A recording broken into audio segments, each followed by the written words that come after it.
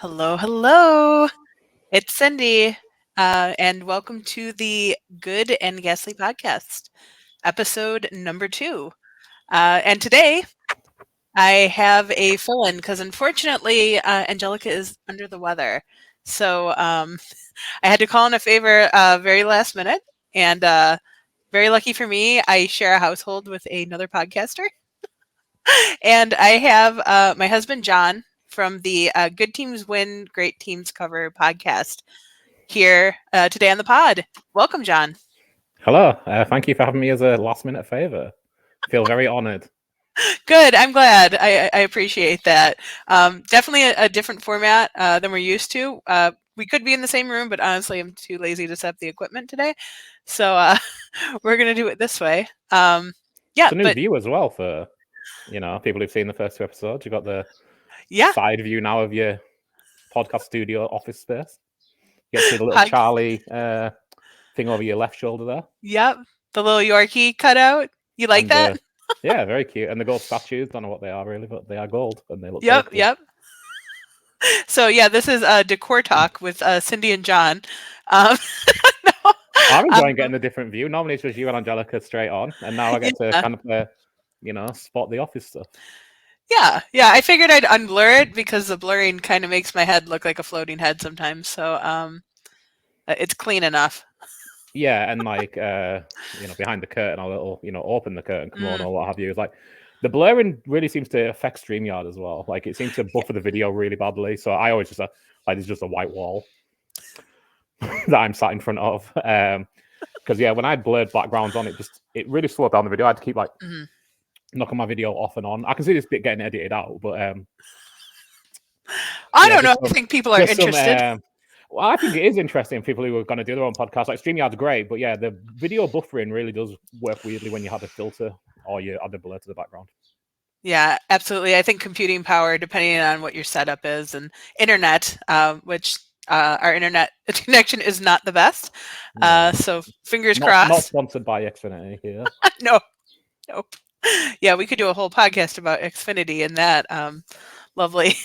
But if Angelica ever gets sick again, Yeah, let me there we know. go. That's the Cindy and John fill-in podcast about Xfinity. Um, no, but today we're here to talk about something that I honestly don't know a lot about, but is kind of more John's area of expertise and something he's passionate about and can talk to intelligently. We're going to talk about the ugly side of sports betting and kind of what's ghastly under the covers for something that for a lot of people is something they enjoy and that a lot of people participate in, especially in the like fantasy sports realm now. And um, us being from originally living in Wisconsin for a long stretch, um, gambling in general wasn't really allowed up there until recently, and now it's very prevalent. So I think it's very topical and definitely something that I think would be interesting for people to kind of get a different perspective on.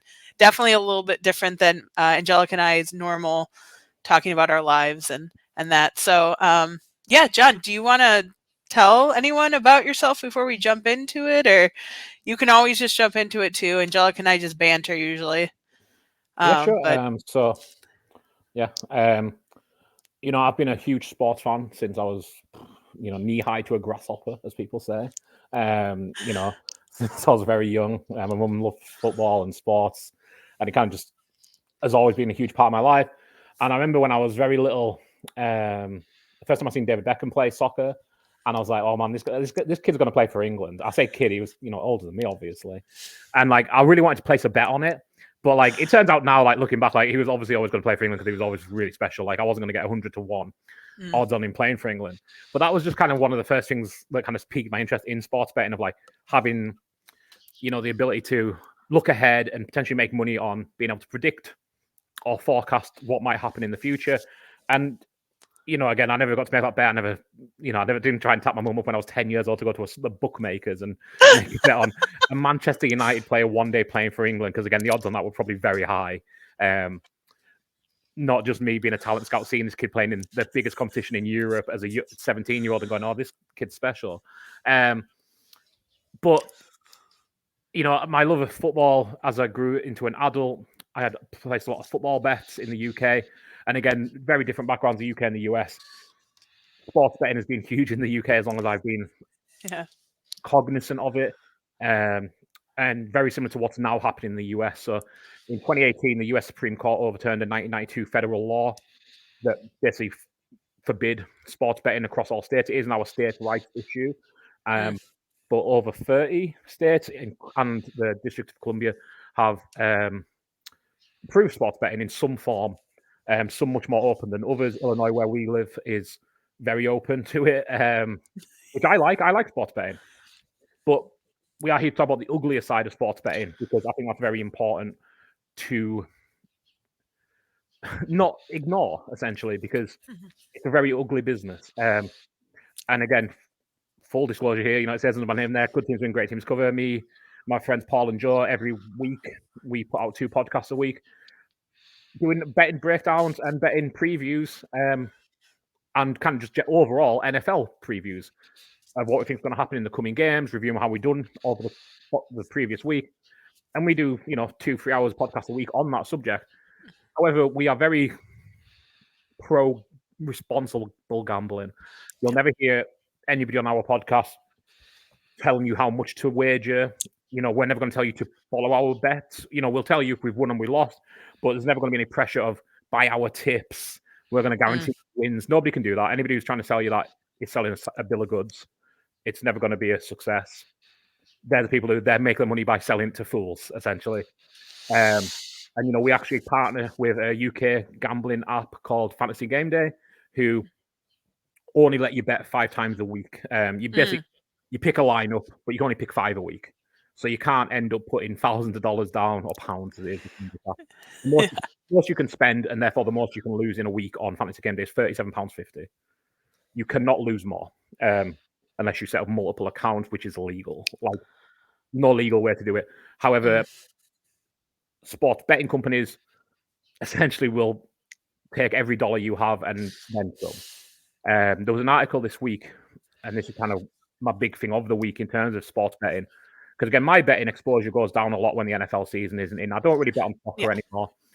Being in this country makes it more difficult because the markets aren't as good as I'm used to back home, truthfully. Because it's not as big of a market here. And also, it's so new here as well. Like I say, it was a 2018 ruling. It's now 2023, so it's 5 years. And I mean, you'll have noticed, even only watching kind of sports through me, I guess, how much sports betting has overtaken commercials and how, much it's permutated through sports coverage. On the rare occasions you get trapped into watching Sunday Night Football or Monday Night Football, and you'll hear them say like, oh, DraftKings have got this player as getting over this many yards. Bet on it either way. He's going to get over 100 yards, under 100 yards. Here's the betting lines. And, it's not even, covert advertising. It's just flat out in your face. Bet, gamble, bet. It's fun. Give us your money. Bet. It's fun. Every commercial break, you'll see Kevin Hart or Jamie Foxx or Ryan Fitzpatrick, somebody telling you how fun betting is, how great it is. You open your DraftKings account, your FanDuel account, your BetMGM account, and put $10 in, and they're going to give you $200 in free bets. What other business are you going into? You can't go to Walmart and say, hey, here's $10, give me $200 of stuff. That isn't happening. You can't go to McDonald's and say, hey, I've got a coupon here for plus 2,000% of what I'm going to give you. They are doing this because they want to attract people. They want gambling addicts, and they want losers. Yep, absolutely. I was going to say, because you had mentioned like the commercials and that, and I remember when I was a kid, just the commercials that we saw on TV, we had like cigarette commercials everywhere, and that's kind of what I equate it to is, cigarettes are cool, cigarettes are fun, they kill you, and they knew it then. But no one was telling them that they couldn't make these other claims that smoking is going to make you the life of the party and going to make you feel great. And I kind of feel like the same thing goes with gambling. And I have zero sports betting experience. I've never used any of those apps, but I do gamble. I've gone to casinos. I've buy lottery tickets here and there. And I know that rush you get when you do win, even if it's a little bit, like that feeling, that dopamine, like dropping in you, I can see having this where they're saying you put in $10, you get all this money that you can play that's not your money, it's their money. Yep. And then, you go through that quickly and it's like, well, I only put $10 in, what's another 20? What's another 100? And it's easy to fall down that trap. And it's just interesting that we know gambling is addictive and that certain people are unable to gamble using, responsible tactics due to just how they, how they are. It's a sickness, it's an illness. And to sit there and have these mainline commercials on like NFL, where that's like the most watched thing, isn't it, on TV? Like, I don't have Every year, statistics. basically, like 97 of the 100 most watched things in America are NFL games. Yeah, so And you take probably that the other three are college football. right. So sports are like big business in the US anyway, and then by allowing this gambling to kind of take precedence and them to be able to commercialize it and put it on these like big sporting events, you're not only getting people that are going to struggle with this, but you're also like kind of indoctrinating people that can't gamble yet. Yeah. Because, hey, I'm going to be 18 in 3 years. I'm going to be 18. This is something to look forward to. When I turn 18, I can download the app and I can gamble too. So it's very interesting that knowing that it's something that a lot of people struggle with and can cause ruin, right? Yep. Absolute ruin, financial ruin, ruin your life, ruin your family, that we're like, yeah, it's cool. Just put it on during these events that everyone watches. So.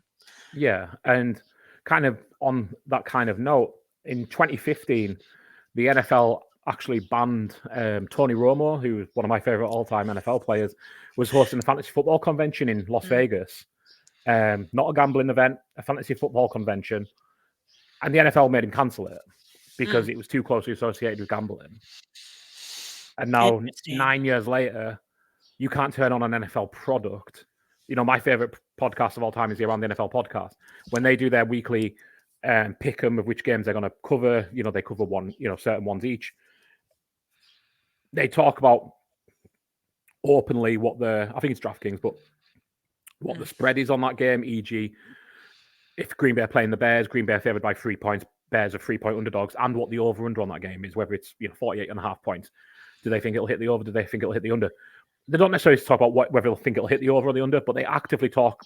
It's essentially the way they talk, and they're relatively open about how they talk about it, is they are contractually obliged to mention the spread, e.g., who's favored and who's not, what that number is, and what the over-under is. And 9 years ago, they wouldn't let one of their premier athletes, one of the biggest names in the NFL, host a fantasy football convention. Right. It's insane. And, there's this article from ESPN in 2015, from the New York Times 2015, NFL's unsteady stance on a tricky gambling landscape. The NFL and other leagues are in no position to legalize sports gambling because they haven't figured out how to monetize it. Once they do, they'll be on board. That was 9 years ago. And I'm not sure you could be more accurate in your statement. Right. And everyone knew it in the time. As soon as the NFL knew how to monetize it, it was all systems go. And it is all systems go.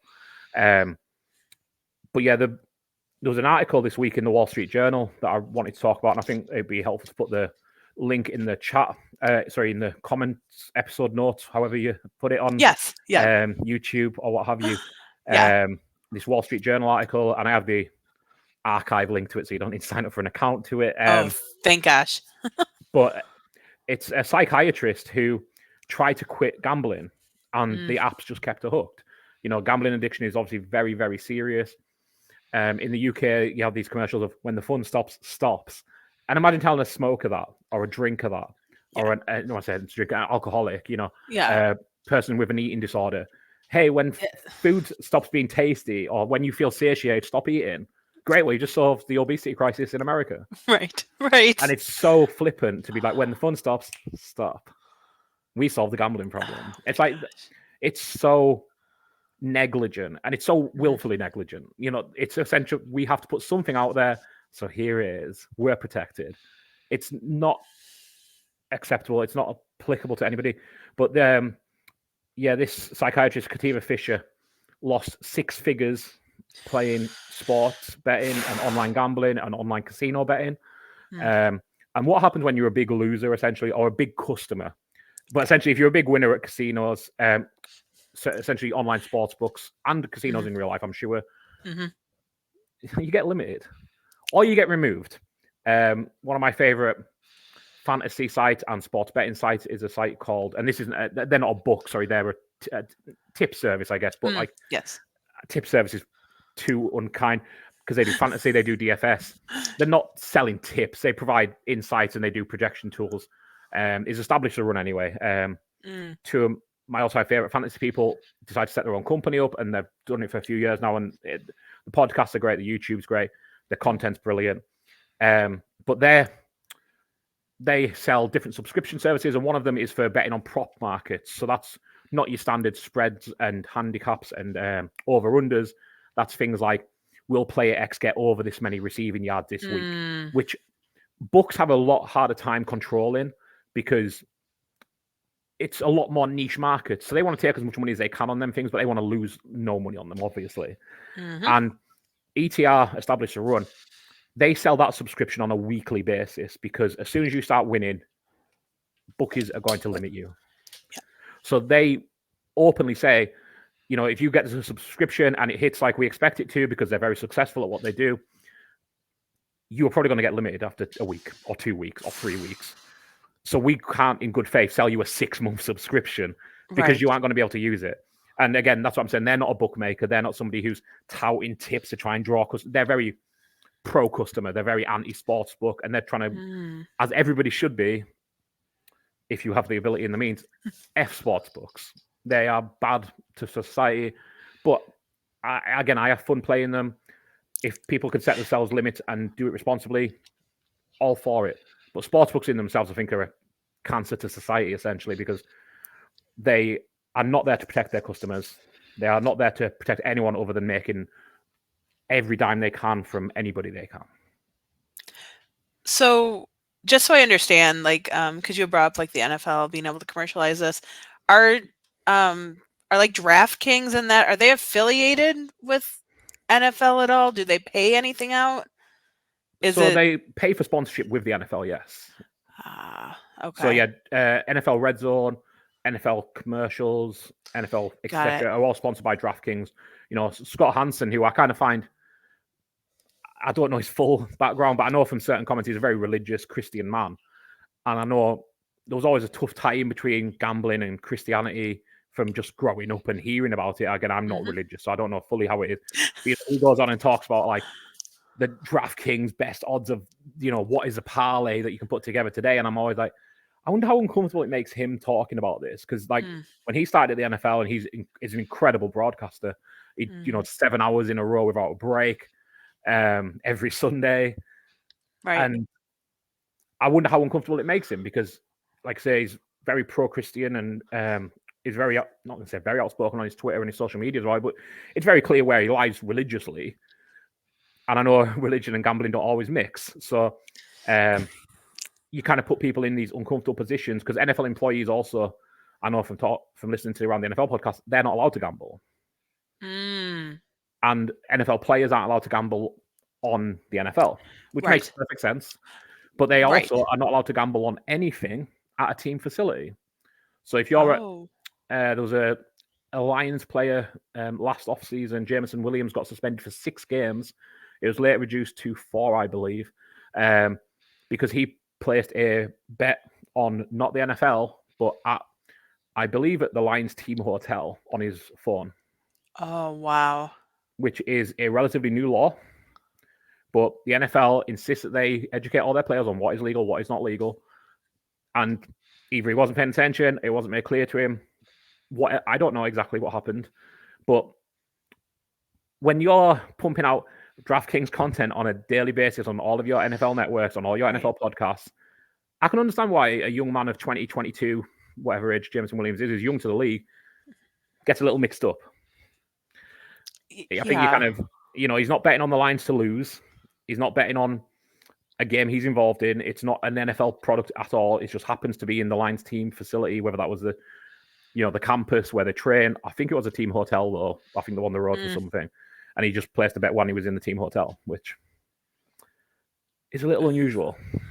Right, right. Yeah, to be kind of like policed on what you're doing with your own money during that time when it's not directly related to his position with the NFL. Yeah, and I realize I went a bit tangential there, but I just wanted to touch back on that psychiatrist article. And again, Yes. I would recommend everybody has a real read of it because I'm not going to cover it in every detail. But essentially, if you're a big loser at a casino or a sports book, you'll get VIP treatment and you will have a Mm, VIP host. And that is yep. basically a special customer service agent who will help you, will give you promos, will help you make sure you're engaging with your account. Essentially, you Yeah. want to keep milking the cow. So, Absolutely. this psychiatrist had reached out at certain points saying, I've lost so much money. Do you do loans to your customers? And said, no, we Oh. don't do loans, but here's $250 bonus credit in your account. Hopefully you get hot again. And is that protecting that customer? No. That's predatory. That is predatory. That is enabling gambling addiction. Yeah. And this, again, psychiatrist was in Pennsylvania, where this is legal. Sports books are legal. Mm. It's on DraftKings or FanDuel. I think it was DraftKings. Had reached out 3 separate times to Pennsylvania sports betting to be restricted. She did not want to bet anymore. She'd emailed them and they denied her because the information she was giving was contradictory. On the 4th time, she wrote, I don't know what else to do. Ban my account. I do never want to bet again. And they finally listened and stopped her betting. At that point, she was down 6 figures. In the first 4 months of 2023, she lost $141,000. During that Oh my time, God. DraftKings gave her $36,000 in gambling credits. Yep. Yeah. Because that's not real money to them, right? That's a write-off for them. Absolutely, because if they give away 36,000 and she then bets another 20,000, pure Mhm. profit. Exactly. And it's so funny that you say that because, once again, I know casino life. For local casinos here, the more you lose, the more free hotel rooms you were given, Yep. or like extra cash to come in, like, oh, you get bonus money. And you could tell who in our friends group had lost the most money because they had the free They have a hotel suite. room. Yeah, You have a 1 exactly. bedroom, they have a 2 bedroom, they've got a suite Right. and an overlooking view of Chicago. It's like, Right. how much did you lose, bro? Like, that's Yeah. That's, and they have obviously like at casinos, and this is the only thing I can relate it to because that's what I know, but like, they have all the little cards in the bathrooms, like if you have a gambling problem, but they're like little business cards. There isn't someone at the hotel that's going to come up or at the casino that's going to come up to you and be like, "Hey, you've put down a lot of money in a very short period of time. I think, we're going to put you on a hold or something, or maybe you shouldn't bet, maybe you should take some time, or I'm sorry, you've bet too much in this time period." Like it would be really easy for these apps to put these regulations in place that like you can only put so much money in this period of time and try to stop people. Because a lot of times it's compulsion, right? So Yep. if someone takes away your ability to do the thing that you're compulsory doing, you'll stop and you'll reevaluate and you'll go, oh my God, that was my rent. That was my car. Yep. My husband is going, or my wife or my partner is going to kill me because I just, spent our savings. Like if you don't have that time for reflection and someone stopping you at that point, I can see where you are able to justify the continuation of trying to get that money back because you're like, Yep. okay, so I haven't hit in a while. I'm going to hit. I'm due. Yeah. Right. And it's easy Absolutely. to talk yourself into that. And I'm not surprised that it took that many times for this lady to call and try to, get her account suspended because they don't want to do that. They're not in the business of customer service. They're in the business of making money, right? They don't care about your mental health or the fact you're going to lose your home. They care about the fact that they need to make more money. Yeah. Yeah. And I can't believe there isn't any. This is like everything in America, though. I could go on this about almost anything we talk about. I can't believe there's not any federal regulation on it, is what it comes down to, or state regulation, you know. Well, that seems to be the thing, kind of the faucet got open in 2018 and it's open. Right. And I think, I'll touch on the UK in a little bit in terms of some of the measures that are taken, and it's not great. I'm not going to say the UK is great on this because it isn't. It's awful as well. But I think there is an element of like personal freedoms. If I want to lose $5,000 in the casino, if I want to lose $10,000 betting on the Bears to win the Super Bowl this year, that's my choice. That's my right. Yeah. But there's no protection for that. Yeah. I struggle to think that there are many people out there that are losing that amount of money at a time that are like, it's cool. I got plenty of money. I love to throw it into a fire and watch it burn up. Like, Yep. I really struggle that there are people, not to say that there aren't people that have disposable income that use it in that way, but that percentage has to be so small. Yeah, it is. But, and again, this is where I kind of hate it because who's to decide what that amount is and how are they to decide what that amount is? It's right. And again, especially in this country, but it's the same in the UK, but it just feels it's more like narrative here. It's like my personal freedoms outweigh any sensible decision-making process. Yeah. And, in the UK, you do have things like the Gambling Commission, which is a government branch. And I presume there's something similar in the US, or there will be, probably, who manage sports betting. But again, these things are not immune to lobbyists. And, the UK, I can speak very openly about as like, you've got the head of the Gambling Commission in the UK who's meant to oversee this thing, getting free tickets to go to, World Cup games, etc., paid for by gambling. And it's open. Right. Because these things are declared when they're declared. Oof. And, it says, Bet365 or Paddy Power or William Hill, whichever casino or sports betting company is in the UK, have paid for, Mr. X to attend Champions League games. Well, do you think he's giving a fair share to gambling companies or to the customer? Probably to the gambling company. And, if we had a person to decide what good nutrition is, would I want that to be an independent nutritionist or would I want to be the CEO of McDonald's? Probably an independent nutritionist, not someone who's got their hand on the till at the gambling company. Right. And I don't know if there is a solution to it. I don't think there's probably going to be one anytime soon because the US is in the midst of the gambling explosion right now. And it always felt weird from the UK of like, how does the US not have sports betting? Lucky them, essentially. Because like I love fantasy football more than I love betting. It's always right. I've always enjoyed betting, but like fantasy football, I really love. It's one of my real hobbies. I know. But I don't know. And again, we talk betting on a weekly basis on our podcast, but we have fun with it. And I don't. It kind of does make me sick seeing it every week of just how pervasive it's come in US culture and US sports coverage. Like nothing is without odds now. Nothing is without it being pushed on. And like you say, like it's not just that people my age who are, adults who can make their decisions. It's anybody who's watching the NFL, anybody who's watching, I'm sure, Major League Baseball, NBA, NHL, I'm sure it's across all those sports as well. You are getting it blasted in your face all the time of how fun gambling is, and it isn't. There is a thing in the UK that's being pushed now of affordability checks, which essentially gambling companies are forced to do if somebody spends £125 over 30 days or £500 in a year, which is about the equivalent of spending £150 a day, £1.50. So not very much. And that assessment is based on public available records, such as their postcode, job title, and bankruptcy records.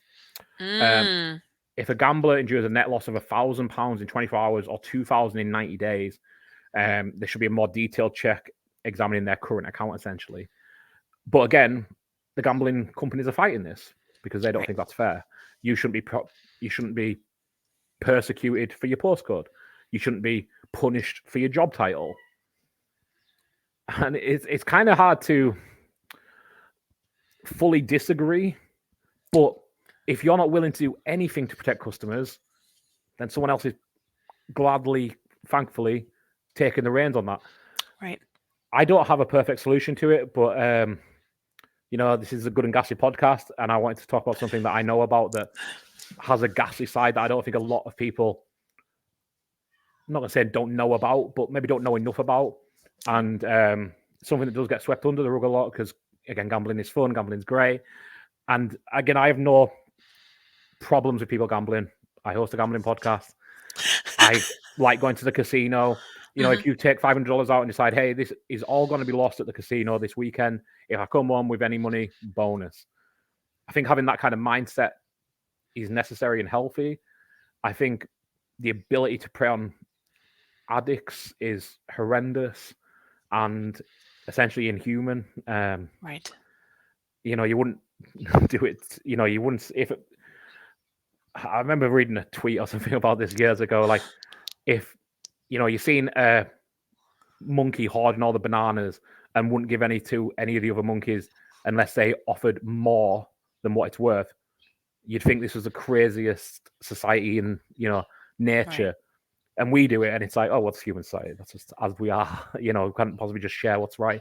And I know that doesn't necessarily equate to gambling, but it kind of does. That these people will just take every dime from the most desperate people.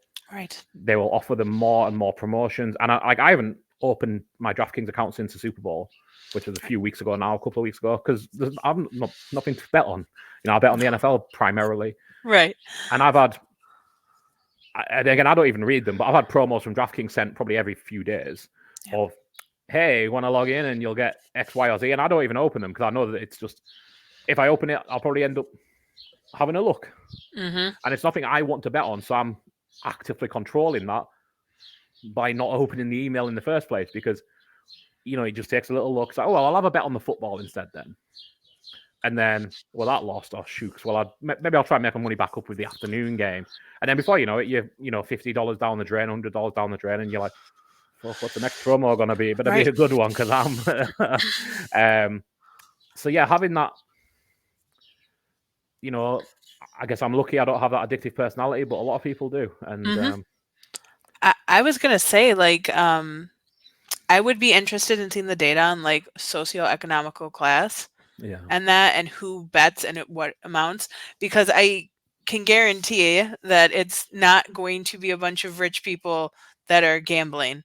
Yeah. You're going to see people with lower socioeconomical classes putting more money into it because, unfortunately, you can't climb the rungs and get better off in society by just working hard.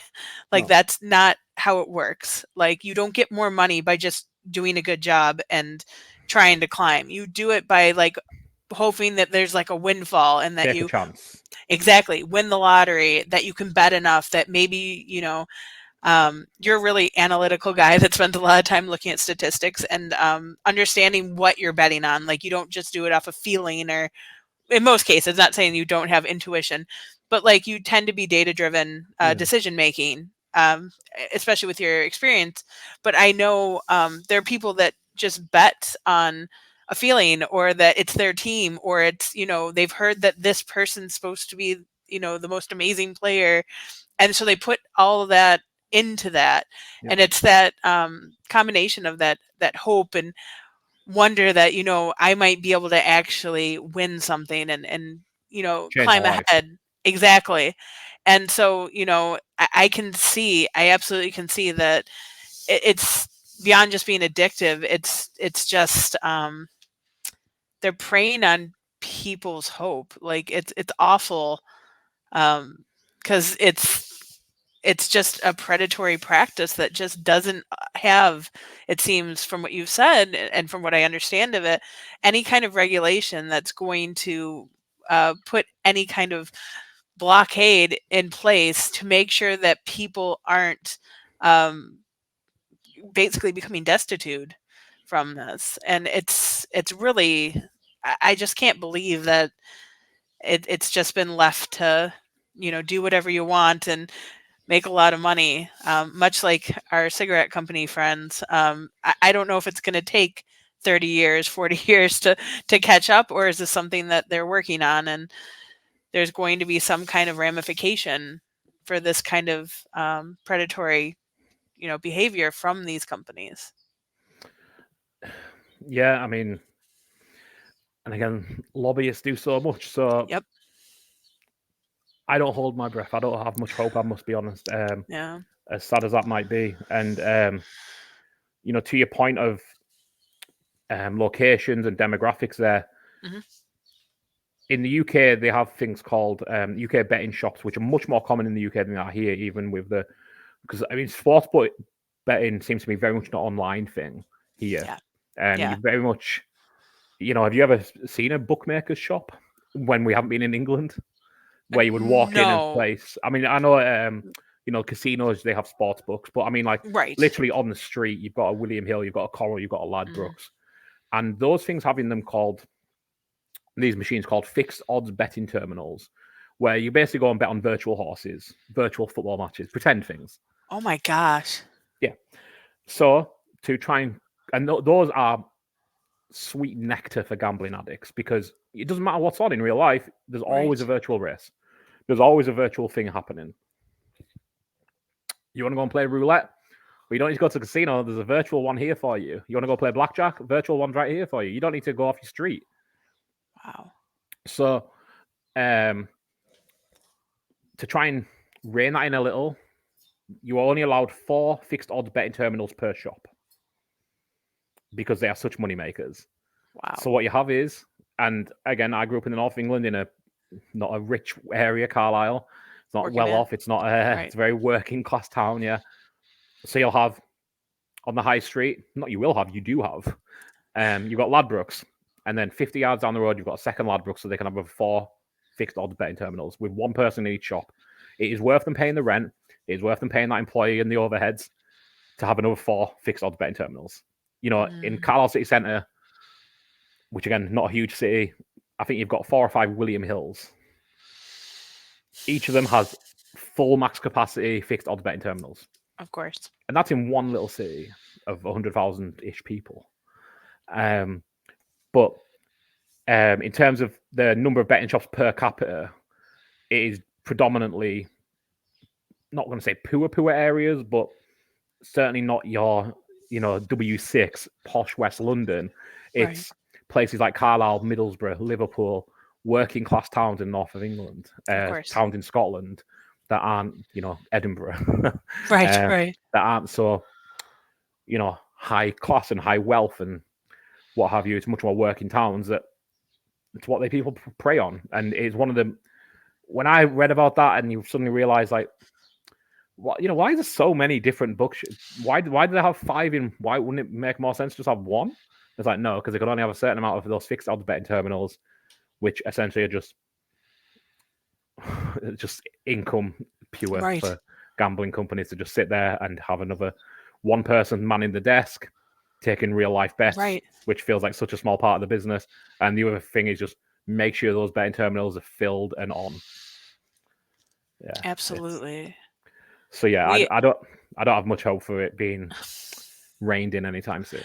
Right. I was going to say, we don't really have the sports betting yet, but because it's so new, like that might be something that kind of is, we see in the future. I will say, though, gambling in general, like all the little gambling shops have popped up.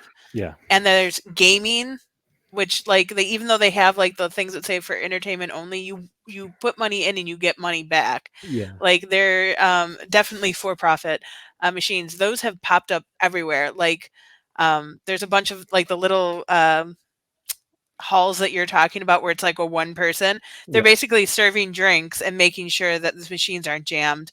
Yep. And then like there's gambling machines now at Jewel. Like if you go to shop at Jewel Osco, which is like Piggly Wiggly, Piggly Wiggly, yeah, that's a shopping thing.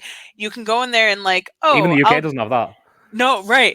I'll sit here before I go do my shopping and put my weekly food budget into a machine. Yeah. And it's crazy because by making it so accessible, the temptation is just there. Yeah. Like I buy scratch offs for us once in a while. Yeah. And the only time I do is when I go into freaking Jewel and the stupid scratch off machine is there. And it's like, ooh, it's Why fun not? to do scratch. Yeah. It's the dream, right? It's just like you might win. And just to get that little bit of like dopamine hit in there, it's hard. I can only imagine that this is going to become more prevalent and more of an issue. the longer that it goes without any kind of regulation or any kind of, you know, someone taking up the torch. And I don't think I've ever heard anyone say anything about gambling addiction really, or like Oh. sports betting. Like it's not something people talk about. It's like, oh, it's just there. You Give it a know? few years, it'll be on the commercials, just like the betting is. Yeah. Yep. You know, how to restrict your account, how to stop when the fun stops. Yep. Stop. It'll be Yeah. coming to America soon enough, but it's such A, after the horse has bolted, and B, putting a band-aid on a bullet hole. Right. None of the onus is going on the actual companies. It goes all on the people. And it shouldn't be that way because the people don't have the power, right? Like, And everything's in the bookmakers' favor as well. You know, the of house course. never goes broke. Yep. If the bookmakers misprice something, they can just void a bet as well. Oh my goodness. Which happens relatively commonly. You know, if they meant to price up Patrick Mahomes score first touchdown at 10-1 and they accidentally do it 100-1 and you get your bet on 100-1, they'll just void your bet and say, hi, sorry, this was pricing error. If you misplace a bet, bad luck. Oof. I actually had one this season where, again, me and the guys on the Good Teams Win, Great Teams Cover podcast, we each do a fourfold every week. So we pick a favorite, an underdog, a bet that we think is going to go over the points total, and a bet that we think will go under the points total. And we've done pretty well over the season. If you'd backed all of our things, and I'm not telling you to, you would have made profit. I made quite a good profit. I won our competition. It was great. It was a lot of fun. Lost a lot of weeks as well. But one of them, you know, I'd bet my favorite, I'd bet my underdog, I'd bet my over, I'd bet my under, and then I accidentally bet on the under again. I can't remember what team it was. I think it involved Green Bay. That's why. For some reason, I bet on, you know, instead of having a favorite, an underdog, an over, and an under, I had a favorite, an underdog, an under, and an under. And I placed my bet, and I was like, what an idiot. So I replaced my bet correctly. I emailed DraftKings and said, hi, I accidentally misplaced my bet. As you can see, I've corrected it. Any chance you can just refund that as a free bet? I even linked them to my podcast, literally, our YouTube thing, saying, like, hi, we have a weekly competition. Here's me making my picks. Here's my remedied bet. And they just got back to me like, what do you want us to do about it? I was like, I'd like you to refund my bet because it was placed in error. I accidentally clicked over rather than under, or under rather than over. And I don't know if it was me or the app was bugging because I've never made a mistake like that before. But yeah, if you could refund it as a free bet, I'd appreciate it. I never got a word back from them. And this bet hadn't even lost at the time. It ended up winning the fourfold. And I'm really pleased that I noticed before, because if I'd went to check my account on Sunday and seen like I'd accidentally bet on two unders rather than an over and an under, I would have been furious. But yeah, thankfully I've seen it ahead of time, but I never got my free bet. And again, I made a mistake. That's fine. I'll hold my hands up that I made a mistake. That's okay. If they'd made a mistake, though, they would just void the bets. If I was a huge winning customer, if I won 5 figures from DraftKings last year, my account would be limited. Right. But you could lose that much, and then if I lose 5 figures, they're just going to give me more free bets. Yep. It's such, you know, the fingers on the scale. Like, there's no chance for the regular Joe to win, but here we are. Regular Joe's the person who's paying for it all. Right. So, I guess what would be the good part of sports gambling then? What did you find enjoyable about it, I guess? I love diving into the research every week. I like picking out the bets that I place, being very specific about it. I bet on markets that are more fun to me. Like every week I bet on, and again, this is a DraftKings market of the weekly leaders, or Sunday leaders more accurately, of which player is going to throw the most yards, run with the ball the most yards, if we have the most receiving yards. And those are really profitable for me this season. I've hit on quite a few of them, and they're always good priced odds. And I just find that fun because that kind of bakes into my fantasy football background. And, you know, to me, it's an exploitable market, I find, because, you know, you look at, okay, which running backs have maybe been a bit slow, but have got good underlying metrics, and which defenses are bad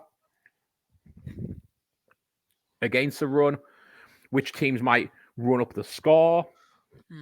So therefore, their quarterback might get more points or more yardage than has been anticipated here, which teams have had an injury hit. So they're going to be worse against X, Y, or Z.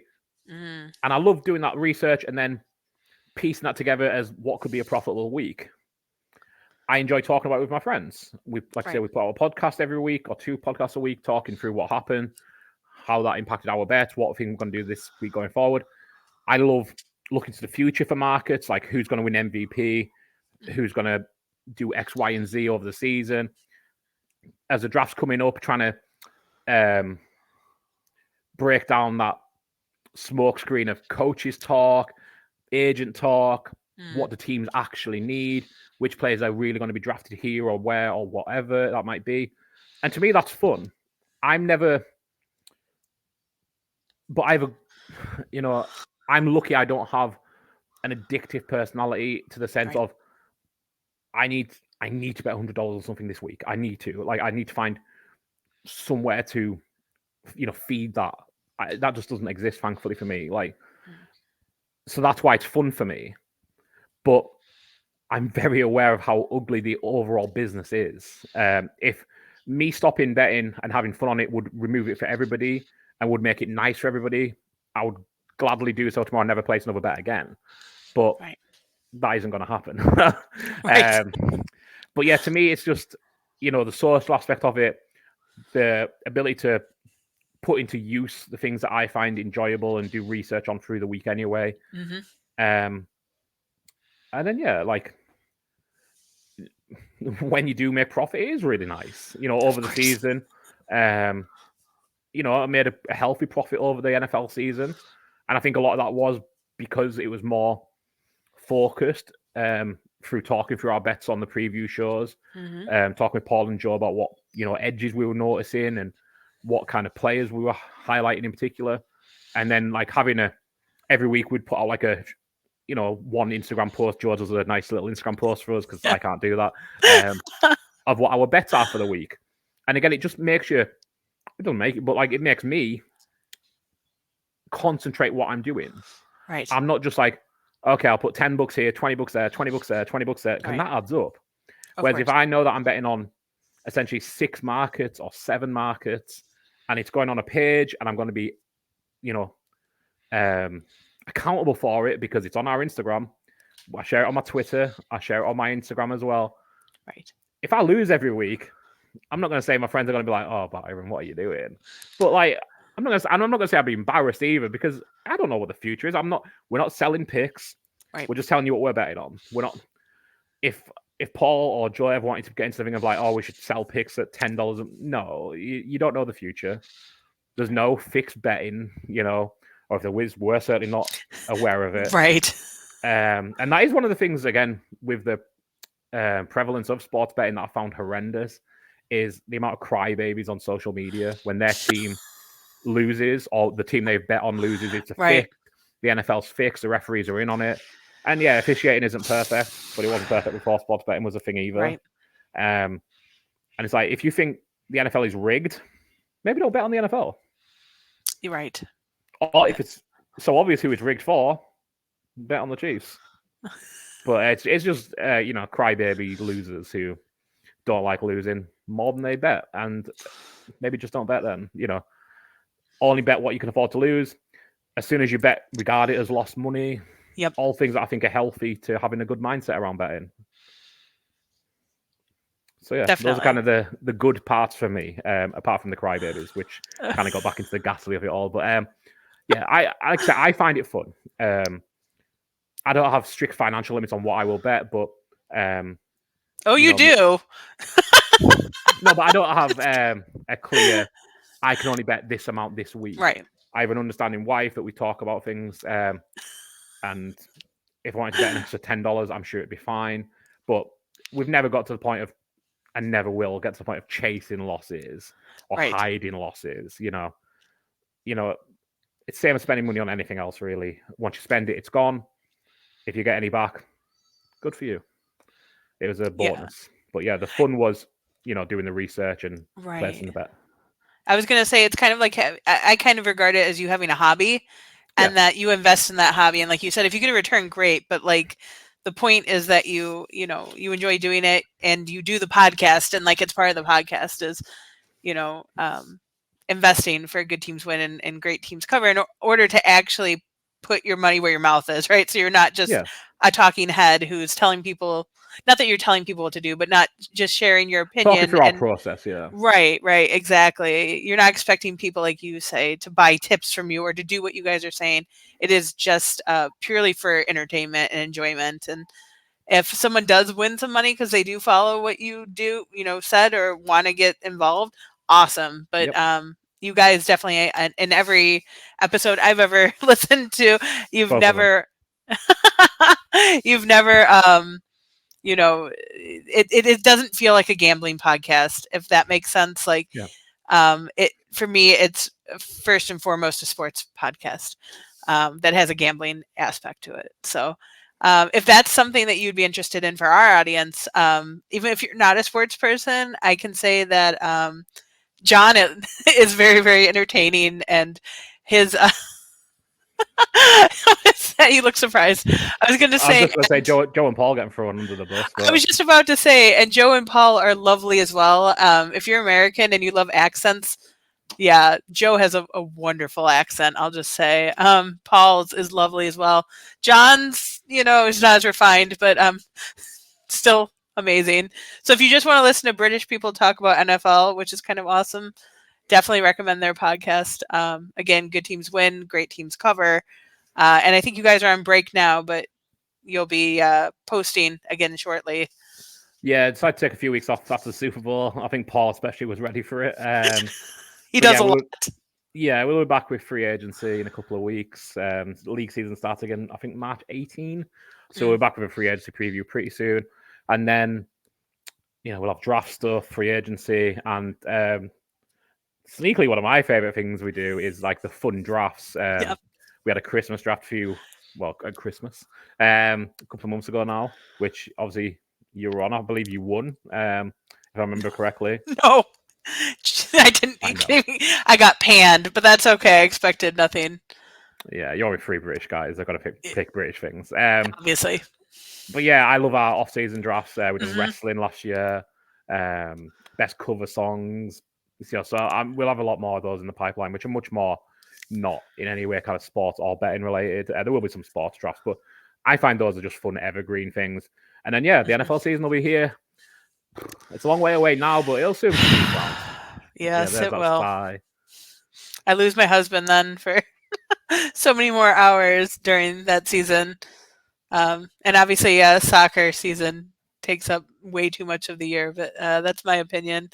I'm sure that would be in ghastly category for your if you're keeping track. But John, I really appreciate you jumping on and kind of filling in for Angelica. Obviously, we both wish her well and hope she gets better soon.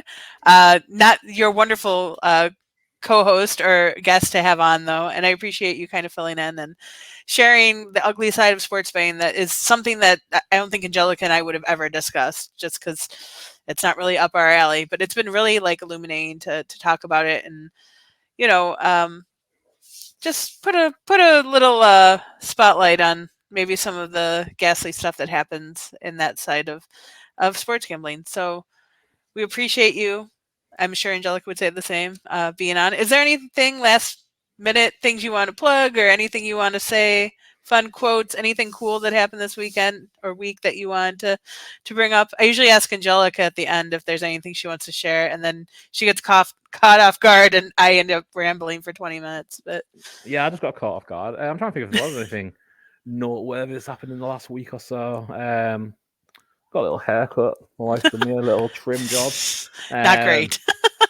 Well, you should have not a hairstylist. I'm just saying. Cone dog. I mean, the dog is cornless now. Our dog Charlie. Barbarian. Yeah, Charlie's young, free and cornless. Not as young as he was, but he's free and cornless. Not as free as he'd like to be either, actually, but he is cornless.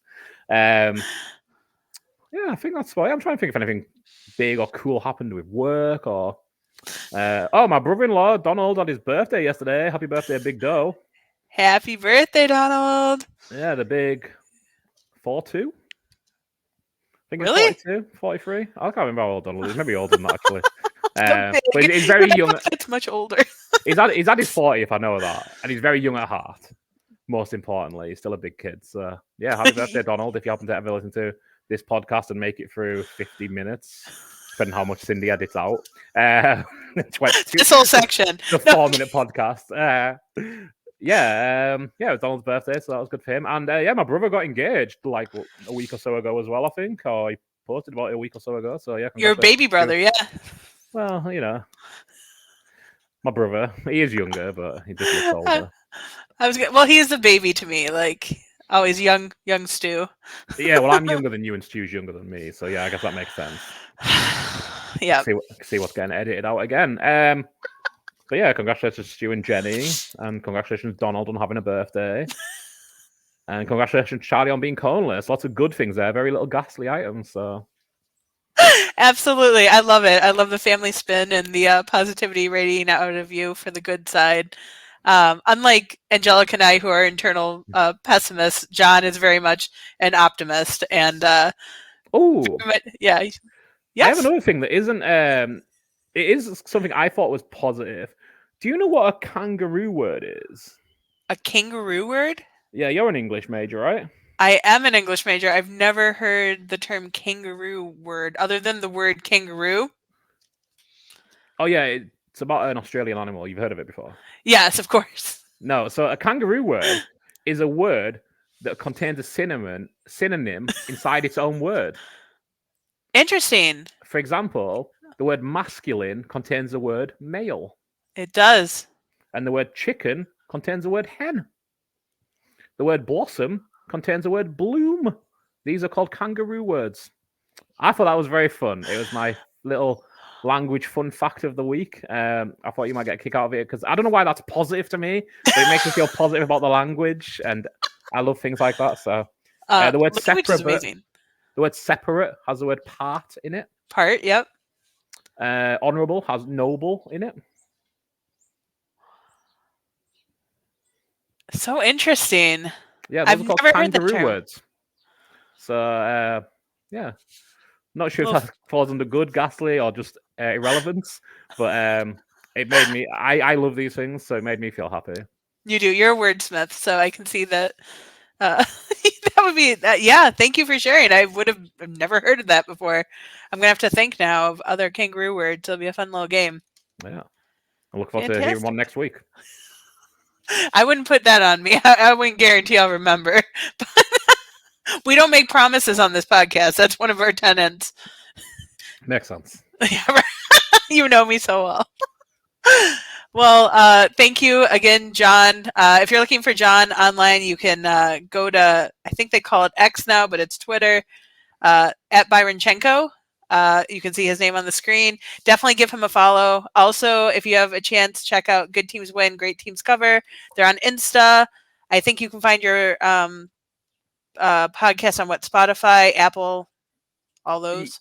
Yeah, hopefully. It's on Spotify for sure, but it's kind of my off-season task to get it on everywhere because Paul couldn't manage it when he first started doing it by himself, and I didn't want to raise it as an issue.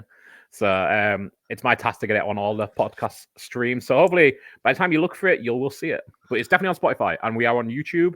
Yep. Good Teams Win, Great Teams Cover, or GTW_GTC in a lot of places. That's our Instagram, TikTok, Twitter. And yeah, my Instagram, Twitter is at Byronchenko, and my dog's is at Charlie Beandog, which I would recommend following above all of them because he's very cute and he's coneless. He is coneless now, that indeed. Thank you for the shout out for Charlie Beans as well. Okay. Well, thank you again, John. It's been a pleasure. Yeah, love you. Thank you. Love you. Bye. Bye.